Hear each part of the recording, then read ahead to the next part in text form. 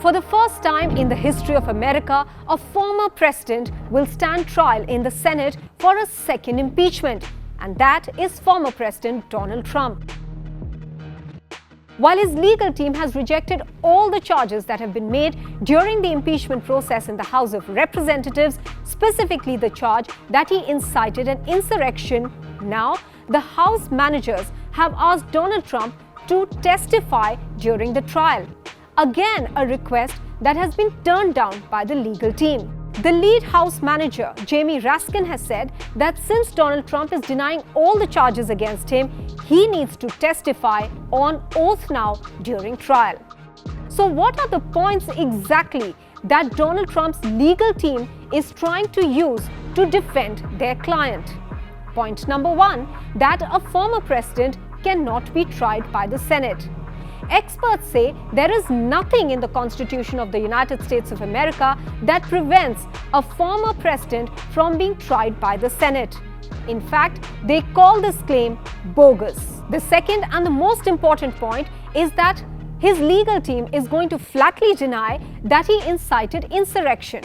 Now, if you go back and see the statements of Donald Trump, there are some where he is categorically asking his supporters to fight like hell, giving an indication that them going to the Capitol and running riot is absolutely okay. Fight like hell. And if you don't fight like hell, you're not going to have a country anymore. And that takes us to point number three, that incitement is a part of his right to free speech.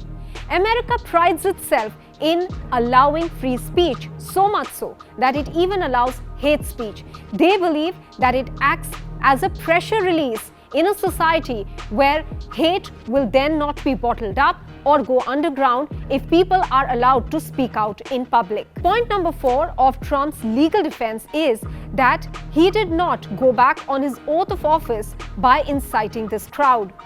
Now, if you take a look at the oath of office for the president, it's a 35-word oath which says that the president, to the best of his abilities, will protect and preserve the Constitution of the United States of America. The next point of his defense team is going to be that he did not urge sedition.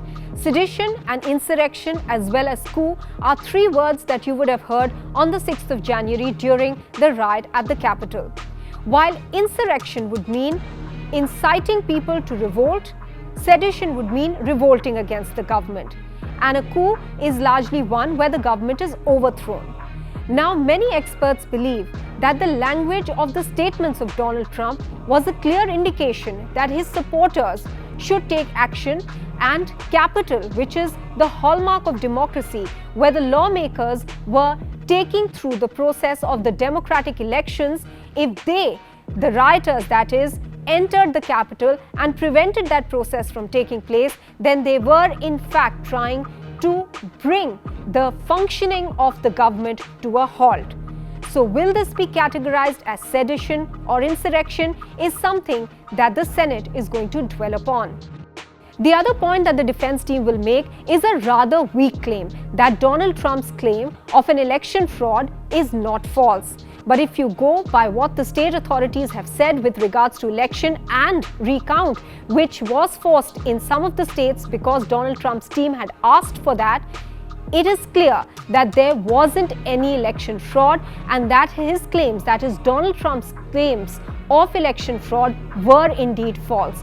In fact, many of these claims were also flagged up on social media as false claims, even though his supporters may continue to believe this lie. The other charge against Donald Trump is that he in fact was forcing some of the authorities to overturn the results in their states. This is a claim that his defense team will say are false. However, there is an audio recording with the Secretary of State of Georgia, Brad Raffensperger, with Donald Trump, where Trump is asking him to find the votes to overturn the elections in the crucial state of Georgia.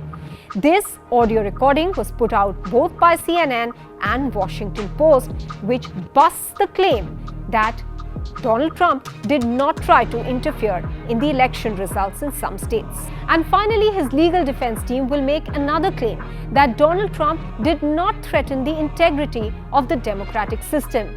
This claim again, or rather his defense, is a weak one because Donald Trump was himself heard several times over making the claim that the elections were rigged.